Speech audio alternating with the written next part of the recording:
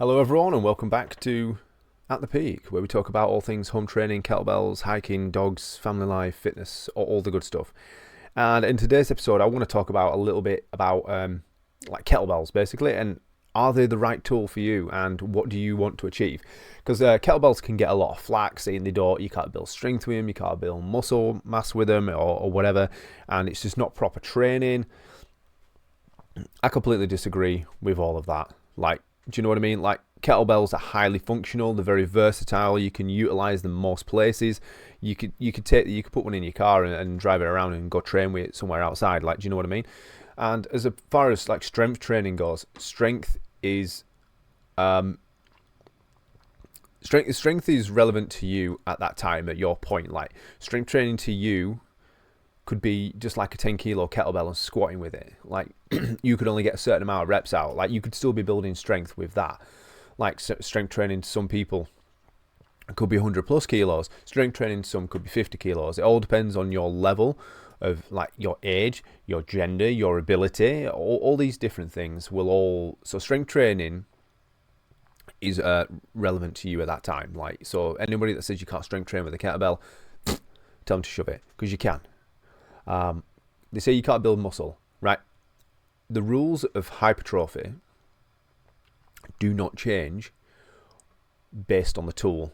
Like, it doesn't change. The rules of hypertrophy, it reacts to a stimulus that is placed upon it. Like, when you contract a muscle and you break it down, like, that's what creates MPS. That's what creates muscle protein synthesis. That's what sends a signal to your muscle that this is happening, it needs to get stronger. Like, whether or not you're curling with a bar, or you're curling a kettlebell, or even if you're outside and you've picked up a massive log and it's quite heavy and you are curling that, all these things are going to have the same outcomes. Like, the rules of hypertrophy don't change based on the tool. Like, as long as you're creating some sort of stimulus for the body to adapt to, you're going to build some muscle, you're going to get stronger in some way. Do you know what I mean? So, like, for him to say you can't build muscle with kettlebells, you absolutely can. You absolutely can. And it's been proven time and time again that you absolutely, like, you can. You see them all over Instagram, YouTube, people training with kettlebells. My wife, we just train at home with kettlebells, and my wife has noticed a massive difference in training with kettlebells. And she feels more comfortable with them, which again, if it allows her to be more consistent and she's happier with them, it's the best tool for us. It's the best tool for you guys at that time. So kettlebells get a lot of flack, and I want to sort of discuss who they're good for and who they might not be good for. So let's start with who they're good for. They're great for people that want to get stronger, want to build muscle mass, want to do some conditioning, don't want to go out running all the time or have a treadmill where they can do cardio options, and they want to do it all from their front room or their bedroom. Like, a kettlebell is like this big, depending on which one you get, and you can get a variety of them. Now, fair enough, they're not as easy to, like, load up, but you can add extra resistance in some way. So they are great for people that haven't got a lot of room, who want to get the most bang for the buck out of minimal equipment, right? They're amazing for it. They're amazing. Ours are just stored away neatly underneath like a massive, like, set of drawers, and we drag them out, and we've got a variation. We've got, like, from, like, 2s right up until the 40 kilos. So for me, the 40 kilo is a nice way at the moment to practice, to utilize different moves. Like, I can squat the 40 kilo quite easily, so we adapt, and now, we'll do, like, split squats or lunges or something to make it harder. We'll add, like, pauses in and stuff to make it harder, to try and really, like, stimulate some muscle growth. My wife, like, she wouldn't be able to do the 40 yet. She could if she wanted to, but it would sort of, like, at this point be maybe like a 1RM, a 1 rep max for her, and she's just not there yet. It's not the goal. But the point is, we've got a variety of kettlebells where we can do a variety of different things with. We've got heavier ones where we can work on some strength training. We've got lighter ones where we can work on practicing movement patterns, different, like, trickier movement patterns. Like half kneeling windmills or full windmills and stuff like that, till we get stronger and work up from it. And then we've got a medium one where we can sort of really push ourselves into some like conditioning circuits, some ladder circuits, 30 time sets, where it don't really lend itself to super heavy ones, but it'd be too easy with a really light one. So we've got, like, happy mediums, but you don't need that. You can just have one, and I recommend, if you're just going to go for the one, that ladies, you start from somewhere from sort of like 10 all the way up to like 20. there's a bit of a variety, a bit of scope there, but it depends on your guys' level. So I'd recommend sort of like maybe 12 to 14 kilos, 10 maybe, something like that. For the guys, like, you depend on, again, training level, activity, age, and stuff like that, whether or not you've done any of it before. You could range from anywhere from 16s up to the 40s. Like, it depends on you. But you can just pick one, and if you get like a really good medium-sized bell, you can do so many different things with it. They're so versatile, and there's a lot of different movements that you can do with them that you can't do with other things. And again, you can build strength and muscle mass with them. You can do some really good conditioning programs to build up some cardiovascular health as well. So they're very versatile. So I recommend that they're there for people that don't want to go to a gym, want as much bang for the buck out of one tiny little thing. And they're relatively not much, and they're just great for these kinds of people.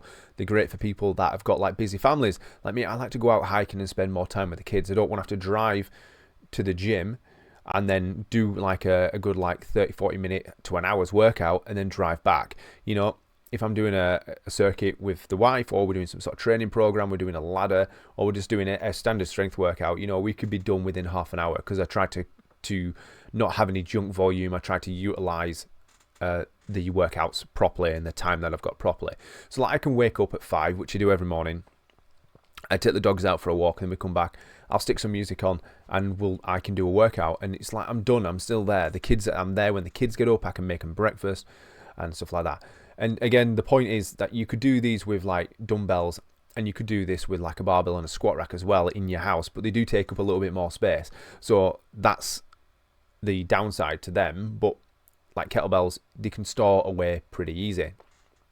And some of the movements I feel like I much prefer pressing kettlebells, because it feels like they're almost like an extension of my arms, the way that they're held. I actually like how they feel, and I feel like I get more range of motion. So it's better for me in like shoulder health and things like that. I like the fact that you've got to hold them for the majority of the time in front of you, because when I'm carrying the kids, or I'm picking up dogs, or I'm carrying a rucksack and stuff, having that weight in front of me relates very much more to like everyday life. Again, that's another bonus of the kettlebell. They do translate very well over to functional everyday life and building strength in these movement patterns. And there's just so many stuff you can do. Like I said, they're just an absolutely amazing tool.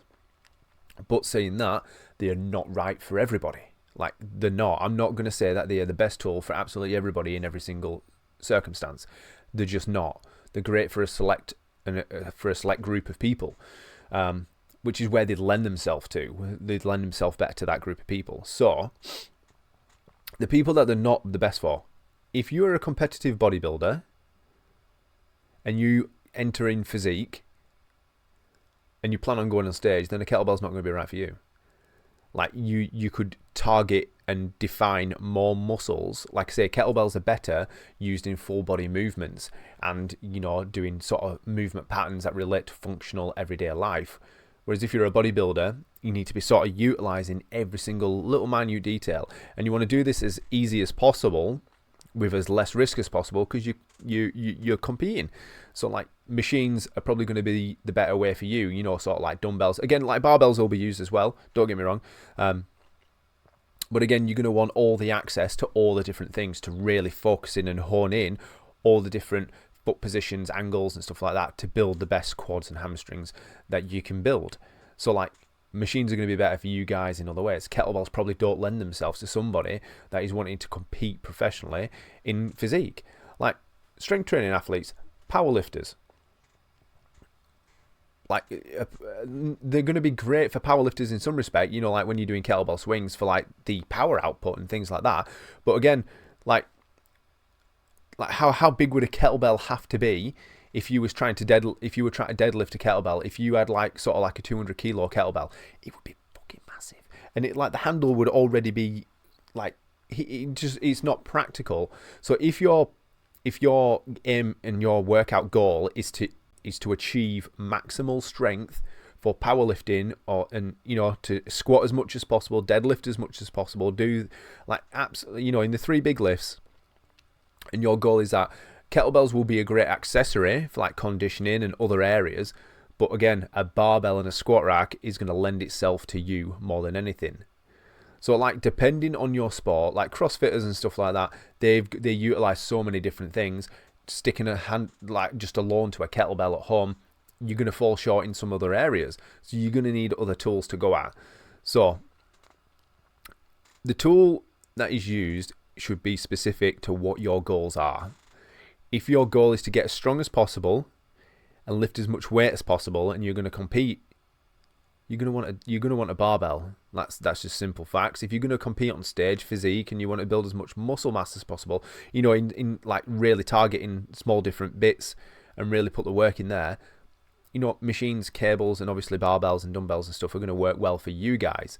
But if you're wanting something that you can train functionally, you can do it in your own home, very limited space, and do it in a certain amount of time and do different things, and it's comfortable, kettlebells are absolutely great. Kettlebells have a place in the majority of people's training regime, but like I say, they suit themselves to a group of people. So I'm not going to sit here and tell you guys that kettlebells are the best tool for absolutely everybody, but they're also not the worst tool by far. So like, going back to what I said, like, strength is relevant to you, like on what you can lift at that time, and the rules of hypertrophy don't change. Like, no matter what you're lifting, as long as you're creating a stimulus and your body is responding to a stimulus, you're gonna build some muscle. So like, to say that kettlebells, you can't do this and you can't do that with them, that's a little bit incorrect, because you absolutely can, but they might not be the best tool depending on what your other goals are. It's like, if I wanted to be the fastest sprinter in the world, I'm not going to spend my life kettlebell training in my front room. I'm going to get out and spin. And so it's all relevant to what your goals are. And I think that's where people go a little bit wrong when kettlebells get a little bit shit. They get it crapped on, really, saying, oh, they're useful. Like, the amount of times I've had a post on one of my shorts, go train in the gym like a normal person. And it's kind of like, I am training like a normal person, because kettlebells, to me, like, they're really easy to use in the thing, and they translate over to picking the kids up, picking the shopping up, picking the dogs up. The way that the road and the held translates over to a heavy rucksack for when I'm camping, things like that. Like, I can put a kettlebell in a heavy rucksack, wrap it up in some towels, and I can hike that up to the pinnacle near me. Like, they're very versatile. You can carry them around pretty easy, and they're just very unique in that style. And the main driving factor, I think, of all of this that you really need to be aware of is, what do you enjoy the most? Like, if you do not enjoy squatting under a barbell or doing barbell deadlifts, and it's just not something you enjoy, even though it is beneficial for you, building as much strength as you can, it's beneficial for you, don't get me wrong. But if you don't enjoy it, then what's the point? But you do find, like, my wife enjoys kettlebells. I think the fun, the stuff you can do with them are quite fun. That, it being fun, translates well over to consistency, because I enjoy going to do it. I want to go and do it more, which again is what one of the goals is of what we're doing here. You've got to enjoy it, because it's not just like 10 weeks, 12 weeks and you're done, or a year and you're done. It's a lifelong process that we're aiming for here. So finding something that you can consistently do over a long period of time is going to be the best tool for you. And if kettlebells allow that, kettlebells it is. So yeah, that's going to wrap it up for this podcast. Just a quick episode on what I think tools are best appropriate for, and the misconception on that you can't build strength and muscle mass with kettlebells, because you absolutely can, like I said earlier on. But yeah, that's it for this one. If you have any questions or comments down below, if you don't know where to get started with kettlebells and you've never used them before, or you have no idea where, or you do use them but you need a bit of a program to have a look at, jump into the Peak Resilient membership. We've got daily workouts in there, well, workouts of the day even, and we've got some programs in there, and there's loads of useful information. So dive into the membership, have a look, see, and let me know what you think, and I will catch you guys in the next one.